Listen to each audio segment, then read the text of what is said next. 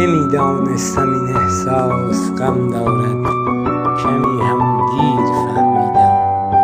جوان شاخکی بودم به جنگل، تا شدم پاگیر فهمیدم. چو شاگردی تهی دانش میان خیل استادان، نبودم پاسخی شاید شدم دلگیر فهمیدم.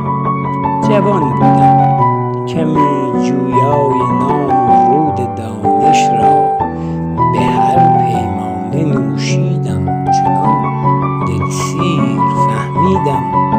چه سنگین است بار غم به دوش از دیگران بردن، شدم من مبتلای غم نمودم پیر فهمیدم. محبت بوده آبستن به غم، گر بی غرض باشد شدم من دایه‌ای تنها و دامنگیر فهمیدم. بر این دار محبت فقر می روید، که غم هم میوه‌اش باشد.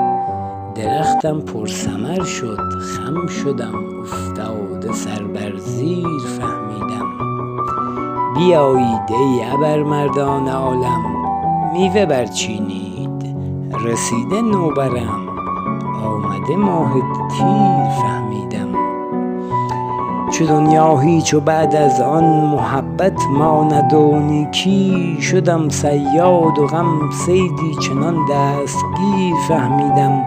فقط دیوانه غم را با محبت عشق میداند، زمانی که زدند بر پای مجنونان همه زنجیر فهمیدم. تمام عالم هستی جنون خلقت عشق است، نمودم حس عشق را در دلم تفسیر فهمیدم. چنان پیر سخن زین غمگساری ها و عشق آموخت، همامی خورده از پستان غم، از کودکیش شیر فهمیدم.